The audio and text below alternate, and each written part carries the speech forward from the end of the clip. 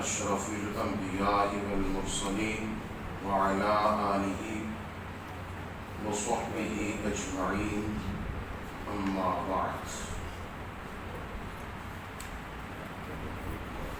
معزز سامعین،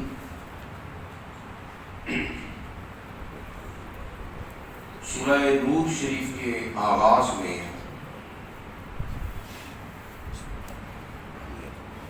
اللہ تبارک و تعالی جل مجدہ الکریم نے ایک فعل قبیح کا ذکر فرمایا، اور اس فعل قبیح کا ذکر فرما کر خداوند قدوس نے اس کی حد یعنی اس کی سزا، اس جرم کی سزا اور اس کی حیثیت و حیثیت کا ذکر فرمایا۔ ہمارے معاشرے کے اندر جس کا پایا جانا ایک نہایت برا اور شنیع فعل ہے، اور اسلام ہمیں ہمیشہ پاکیزگی کی طرف، طہارت کی طرف اور ستھرائی کی طرف ہمیں ترغیب دلاتا ہے، رہنمائی کرتا ہے۔ اسلام اپنے ماننے والوں کو کبھی بھی کسی بھی صورت میں معیوب نہیں دیکھنا چاہتا۔ اسلام نہیں چاہتا کہ میرے ماننے والے کسی بھی حال میں ہوں اور ان کی طرف کوئی بری نظر کے ساتھ یا ان کی طرف کوئی عیب لگا کر انہیں مخاطب کرے۔ جس طرح اسلام پاک، صاف اور طاہر دین ہے، اسلام اپنے ماننے والوں کو بھی ایسا پاک، صاف اور طاہر و مطہر چاہتا ہے، برائیوں سے دور اور گناہوں سے پاک۔ اب ایک ذکر جو قرآن مجید کے اندر اللہ تبارک و تعالی نے فرمایا، اس آیت مقدسہ کے اندر دوسری آیت میں زنا کا ذکر اللہ تعالی نے فرمایا، الزانیۃ والزانی فاجلدوا کل واحد منہما مئۃ جلدہ۔ جو زنا کرنے والے ہیں انہیں 100 کوڑے لگائے جائیں۔ اب یہ ایک جرم شنیع ہے، اس کا ارتکاب کرنے والوں کے متعلق جو حکم نازل ہوا وہ سورہ نساء کی آیت نمبر 15 میں مذکور ہے کہ شادی شدہ عورت اگر اس جرم کا ارتکاب کرے تو اسے گھر میں محبوس یعنی قید کر کے رکھ دیا جائے یہاں تک کہ وہ مر جائے، یا اللہ تعالیٰ کا کوئی دوسرا حکم نازل ہو جائے۔ فَأَمْسِكُوهُنَّ فِي الْبُيُوتِ حَتَّى يَتَوَفَّاهُنَّ الْمَوْتُ۔ گھر میں انہیں بند کر دیا جائے یہاں تک کہ وہ موت انہیں آ لے، وہ فوت ہو جائے۔ او یجعل اللہ لہن سبیلا، یا اللہ تعالیٰ ان کے لیے کوئی دوسرا راستہ مقرر فرما دے۔ اور غیر شادی شدہ مرد اور عورت کے لیے ابتداءً یہ سزا تجویز کی گئی کہ انہیں لعنت و ملامت کی جائے، خوب اذیت دی جائے۔ کچھ عرصہ اسی حکم کے مطابق عمل ہوتا رہا، پھر 5-6 ہجری میں جب سورہ نور نازل ہوئی تو یہ حکم نافذ ہوا کہ زانی مرد اور زانیہ عورت کو 100 کوڑے لگائے جائیں۔ ساری امت محمدیہ علی صاحبہ الصلاۃ والتسلیمات کا اس پر اتفاق ہے کہ یہ سزا غیر شادی شدہ مرد اور عورت کے لیے، شادی شدہ مرد اور عورت کی سزا یہ کہ اسے رجم کیا جائے، اسے کوڑے انہیں مارے جائیں، پتھر برسائے جائیں۔ رجم سے مراد پتھر برسائے جائیں، اتنے پتھر برسائے جائیں کہ وہ پتھروں کی ضرب سے وہ مر جائیں۔ صرف خوارج کا اس میں ایک قول ملتا ہے کہ وہ 100 کوڑوں کی سزا ہر زانی اور زانیہ کے لیے کہتے ہیں، شادی شدہ اور غیر شادی شدہ کی کوئی تخصیص نہیں۔ انہوں نے اس آیت سے یہ استدلال کیا ہے کہ یہاں مطلق زانی اور زانیہ کی سزا مقرر کی گئی ہے۔ پر ہمارے نزدیک حضور کریم علیہ الصلوۃ والسلام کا قول مبارک، حضور علیہ الصلوۃ والسلام کا عمل شریف حضرت صدیق اکبر رضی اللہ تعالیٰ عنہ کے دور خلافت میں، سیدنا فاروق اعظم رضی اللہ تعالیٰ عنہ کے دور خلافت میں، اور حضرت مولا علی کرم اللہ تعالیٰ وجہہ الکریم، سب نے اپنے اپنے عہد خلافت میں شادی شدہ زانی زانیوں کو رجم کیا۔ ایک معمولی سمجھ کا انسان بھی اس بات کو سمجھ سکتا ہے کہ اس آیت کا مفہوم قدیم و جدید حوالے سے حضور کریم علیہ السلام بہرحال بہتر سمجھتے تھے۔ حضور کے خلفائے راشدین جن کی زندگی کا ہر لمحہ اقامت دین میں صرف ہوا، وہ قطعاً ایسا کام کرنے کے لیے تیار نہ تھے جس سے فرمان الہی کی خلاف ورزی ہو۔ اچھا، اس کے اندر جو ثبوت زنا ہے اس میں دو چیزیں ہیں۔ ایک تو یہ ہے کہ اقرار، یعنی کہ جس نے عمل کیا، یہ فعل کیا، وہ خود اس چیز کا اقرار کرے۔ دوسرا نمبر پر ہے شہادت، یعنی گواہی، کیونکہ یہ بہت گھناؤنا جرم ہے۔ اس سے انسان کی عزت و آبرو جو اس کی متاع گراں بہا ہے متاثر ہوتی ہے۔ اس کی سزا بھی از حد سنگین ہے، اس لیے جرم کو ثابت کرنے کے لیے بڑی احتیاط ملحوظ رکھی گئی۔ جس اقرار سے یہ جرم ثابت ہوتا ہے اس کی صورت یہ ہے کہ اس فعل کا ارتکاب کرنے والا امام یا نائب امام کے سامنے 4 مرتبہ واضح الفاظ کے اندر اس چیز کا اقرار کرے کہ میں نے یہ کام کیا ہے۔ حضور اکرم صلی اللہ علیہ وسلم کے سامنے جب حضرت ماعز بن مالک اسلمی رضی اللہ تعالی عنہ نے آ کر یہ اقرار کیا تھا، عرض کی تھی کہ یا رسول اللہ صلی اللہ علیہ وسلم مجھے طاہر یا رسول اللہ، یا رسول اللہ مجھے پاک فرما دیجیے۔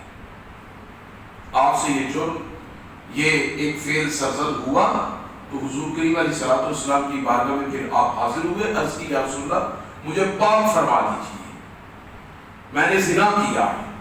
حضور صلی اللہ علیہ وسلم نے اپنا منہ پھیر لیا، آپ نے دوسری طرف منہ پھیر لیا اور فرمایا وَيْحَكْ ارْجِعْ فَاسْتَغْفِرِ اللَّهَ وَتُبْ إِلَيْهِ، لوٹ جا اللہ تعالیٰ سے معافی مانگ اور توبہ کر، واپس پلٹ جا۔ اس نے پھر سامنے ہو کر یہی عرض کیا یا رسول اللہ صلی اللہ علیہ وسلم مجھے پاک فرما دیجیے۔ حضور کریم علیہ السلام نے پھر فرمایا، تیسری مرتبہ پھر اس نے اقرار کیا۔ پھر حضرت صدیق اکبر رضی اللہ تعالی عنہ نے اسے متنبہ کیا کہ اگر اب چوتھی بار تو نے ایسا ہی کیا تو تجھے رجم کر دیا جائے گا، تجھے پتھروں کے ساتھ مار دیا جائے گا، سنسار کر دیا جائے گا۔ لیکن وہ باز نہ آیا اور چوتھی مرتبہ بھی کوئی الفاظ کہہ دیے۔ اب حضور صلی اللہ تعالی علیہ وسلم اس کی طرف متوجہ ہوئے۔ اب کریم محبوب علیہ السلام نے اس سے فرمایا لعلک تقبلت او غمزت او نظرت، او بھائی ذرا غور کر، شاید تو نے فقط بوسہ دیا ہو یا نظر بازی کی ہو یا اپنی بات جو ہے وہ فقط باتوں سے تو نے ایسا کچھ کیا ہو، ذرا غور کر۔ لیکن وہ اپنی بات پر پڑے رہے، نہیں یا رسول اللہ صلی اللہ علیہ وسلم میں نے ایسا کیا ہے۔ حضور کریم علیہ السلام سے فرمانے ابھی کا مجنون، قال اللہ، حضور کریم علیہ السلام نے فرمایا کیا تو پاگل ہے، تیرے اوپر کوئی جنون ہے؟ عرض کہ یا رسول اللہ صلی اللہ علیہ وسلم نہیں، میں ہوش حواس میں یہ عرض کر رہا ہوں۔ کتنے قابل تھے وہ لوگ کہ جو جرم کرتے اور جرم کرنے کے بعد اس جرم پر حضور کریم علیہ السلام کی بارگاہ اقدس میں حاضر ہوتے اور عرض کرتے یا رسول اللہ صلی اللہ علیہ وسلم آخرت کی سزا نہیں چاہیے، دنیا کی سزا چاہیے، جس کی وجہ سے پاکیز جملہ دیکھیں وہ کیسا تھا، طاہر یا رسول اللہ، یا رسول اللہ آپ مجھے پاک کر دیں، مجھ سے جو گناہ ہوا، جس کی میل میرے وجود پر طاری ہے، جس کی وجہ سے زمین پر میرا بوجھ ہے، کریم مجھے پاک کر دیجئے اور مجھے ہلکا کر دیجئے، میرا بوجھ اتار دیجئے۔ آج ہمارا حال یہ ہے کہ ہم گناہ بھی کرتے ہیں، آج ہم یہ ساری کی ساری یہ بغیرتیاں بھی کرتے ہیں اور پھر اکڑ بھی ہمارے اندر ان سے کئی گنا زیادہ ہے، اور پھر اس گناہ کے اوپر ہم کئی ایک گناہ دوسرے اس گناہ کو چھپانے کے لیے کرتے ہیں۔ لیکن حضور کریم علیہ الصلوۃ والسلام کے صحابہ کی عصمت دیکھیے، جب حضور علیہ الصلوۃ والسلام نے فرمایا مجنون ہے تو، عرض کی نہیں، فرمایا تو شادی شدہ ہے؟ جی یا رسول اللہ صلی اللہ علیہ وسلم۔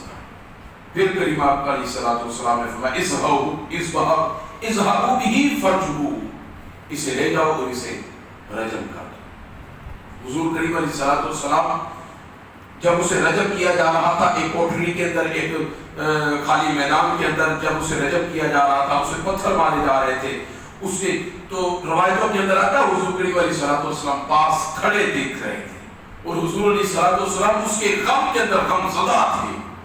صحابہ کرام رضوان اللہ تعالیٰ علیہ مجمعین سزا دیتے وقت اگر اسے کوئی ایسا ویسا لفظ کہتے، حضور علیہ الصلوۃ والسلام کہتے نہ، اس نے اپنا اگر جرم کیا تو اس کی جرم کی سزا قبول کی ہے، اور وہ سزا حاصل کر رہا ہے پاکیزگی کے لیے، طہارت کے لیے، پاک ہونے کے لیے، لہذا اللہ تبارک و تعالیٰ کے ہاں ان کا مقام و مرتبہ ہے۔ وہ صحابہ کرام، ایک تو یہ کہ اقرار کیا جائے، دوسری چیز اس میں ہے شہادت، اور شہادت بھی ایسی کہ اس میں بھی ہر درجہ کی احتیاط کی جائے گی۔ ایسے 4 مرد گواہ ہونے چاہیے جو مسلمان، عاقل، بالغ، آزاد اور عادل ہوں، جن کی صداقت، دیانت ہر شک و شبہ سے بالاتر ہو، اور گواہی بھی اس طرح دے کہ انہوں نے ملزم اور ملزمہ کو عین حالت مباشرت میں دیکھا ہے۔